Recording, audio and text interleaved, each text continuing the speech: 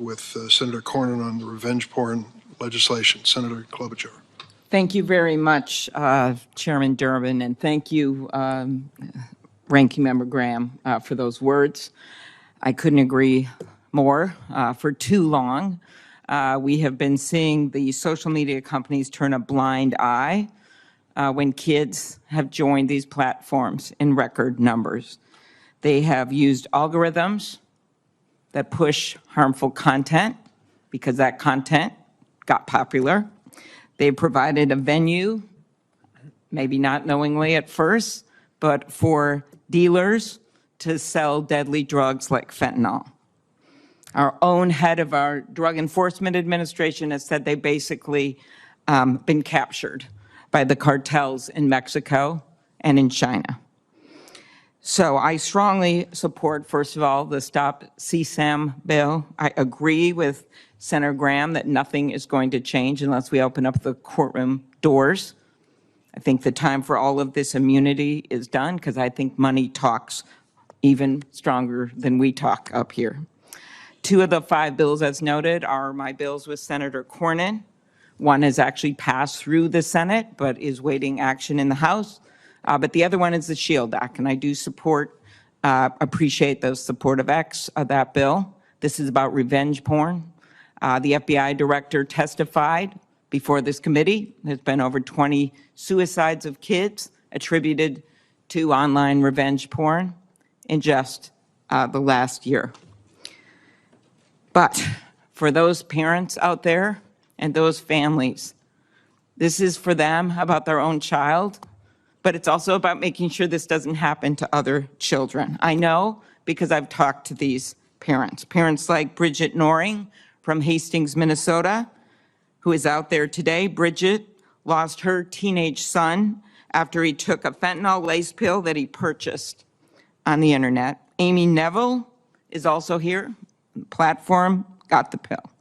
Amy Neville is also here.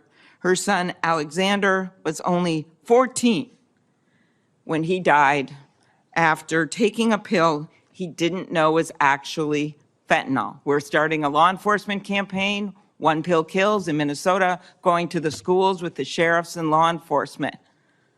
But the way to stop it is, yes, at the border and at the points of entry, but we know that 30% some of the people that are getting the fentanyl are getting it off the platforms.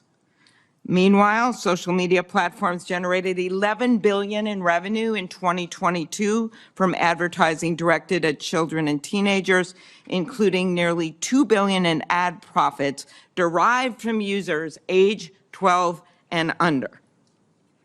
When a Boeing plane lost a door in mid-flight several weeks ago, nobody questioned the decision to ground a fleet of over 700 planes. So why aren't we taking the same type of decisive action on the danger of these platforms when we know these kids are dying? We have bills that have passed through this incredibly diverse committee when it comes to our political views, that have passed through this committee, and they should go to the floor.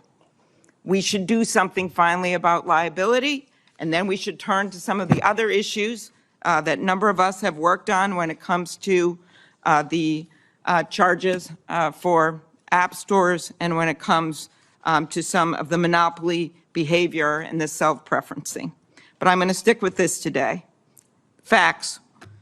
1/3 of fentanyl cases investigated over 5 months had direct ties to social media. That's from the DEA. Facts. Between 2012 and 2022, cyber tip line reports of online child sexual exploitation increased from 415,000 to more than 32 million.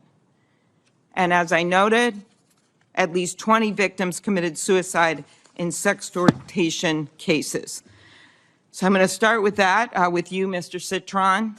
My bill with Senator Cornyn, the SHIELD Act, includes a threat provision that would help protection and accountability for those that are threatened by these predators. Young kids get a picture, send it in, think they got a new girlfriend or a new boyfriend, ruins their life, or they think it's going to be ruined, and they kill themselves. So could you tell me why you're not supporting the SHIELD Act? Senator, we think it's very important that teens have a safe experience on our platforms. I think that the portion to strengthen law enforcement's ability to investigate crimes against children and hold bad actors accountable is So are you incredible. holding open that you may support it?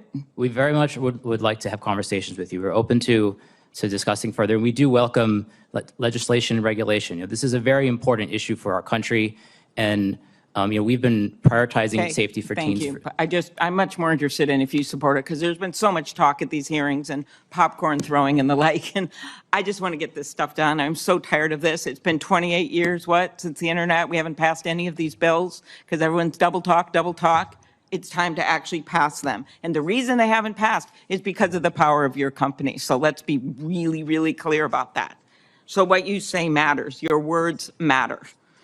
Mr. Chu, I'm a co-sponsor of Chair Dermot's Stop CSAM Act of 2023, along with Senator Hawley, who's the lead Republican, I believe, which, among other things, empowers victims by making it easier for them to ask tech companies to remove the material and related imagery from their platforms. Why would you not support this bill? Senator, we largely support it. I think the spirit of it is very aligned with what we want to do. There are questions about implementation that I think companies like us and some other groups have, and we look forward to asking those. And of course, if this legislation is law, we will comply. Mr. Spiegel, I know we talked ahead of time. I do appreciate your company's support for the Cooper Davis Act, which will finally, it's a bill with Senator Shaheen and Marshall, which will allow law enforcement to do more when it comes to fentanyl. I think you know what a problem this is. Devin Noring, teenager from Hastings, I mentioned his mom here, suffered dental pain and migraines, so he bought what he thought was a Percocet over Snap, but instead he bought a counterfeit drug laced with a lethal dose of fentanyl. As his mom, who's here with us today, said, all of the hopes and dreams we as parents had for Devin were erased in the blink of an eye, and no mom should have to bury their kid. Talk about why you support the Cooper Davis Act. Senator, thank you. We strongly support the Cooper Davis Act, and we believe it will help DEA go after the cartels and get more dealers off the streets to save more lives. Okay. Are there others that support that bill on this? No. Okay. Mr. Zuckerberg, in 2021, the Wall Street Journal reported on internal Meta research documents asking, why do we care about tweens? These were internal documents. I'm quoting the documents. And answering its own question by citing Meta internal emails. They are a valuable but untapped audience. At a commerce hearing, I'm also on that committee, I asked Meta's head of global safety why children aged 10 to 12 are so valuable to Meta. She responded, we do not knowingly attempt to recruit people who aren't old enough to use our apps. Well, when the 42 state attorneys general, Democrat and Republican, brought their case, they said this statement was inaccurate. Few examples. In 2021, she received an email, Ms. Davis, from Instagram's research director saying that Instagram is investing in experiencing targeting young age roughly 10 to 12. In a February 2021 instant message, one of your employees wrote that Meta is working to recruit Gen Alpha before they reach teenage years. A 2018 email that circulated inside Meta says that you were briefed that children under 13 will be critical for increasing the rate of acquisition when users turn 13.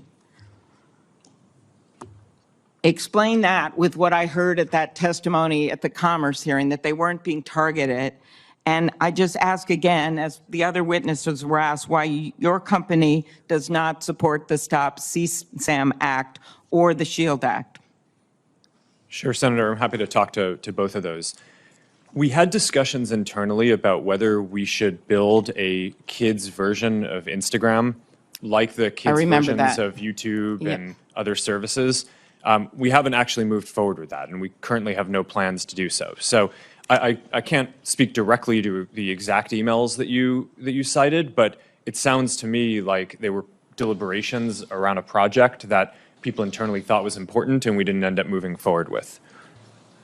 Okay, Sure. but, and the bills, what Yeah. are you going to say about So- the two bills? Sure. Is it- So overall, I mean, my position on the bills is I agree with the goal of all of them. There are most things that I agree with within them. There are specific things that I would probably do differently. We also have our own legislative proposal for what we think would be most effective in terms of helping the internet in the various companies give parents control over the experience.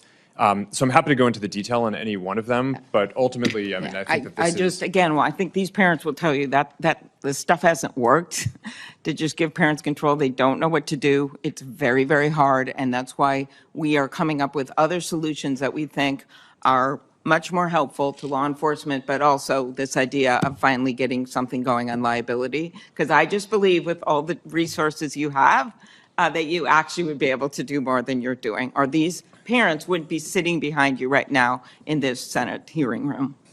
Thank you, Senator Senator, Klobuchar. can I Senator speak to that? Or do you want me to come Yeah. back later? Please, go ahead. I don't think that parents should have to upload an ID or prove that they're the parent of a child in every single app that their children use. I think the right place to do this, and a place where it'd be actually very easy for it to work, is within the app stores themselves, where my understanding is Apple and Google already, or at least Apple, already requires parental consent when a child does a payment with an app.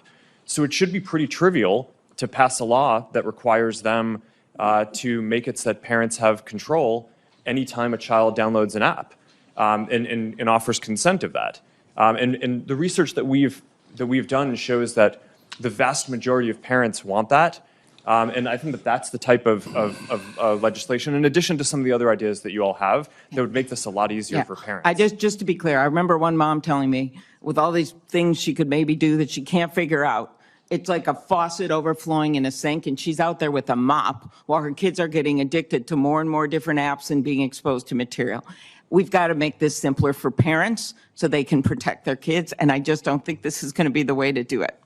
I think the answer is what Senator Graham has been talking about, which is opening up the halls of the courtroom so that puts it on you guys to protect these parents and protect these kids, and then also to pass some of these laws that makes it easier for law enforcement.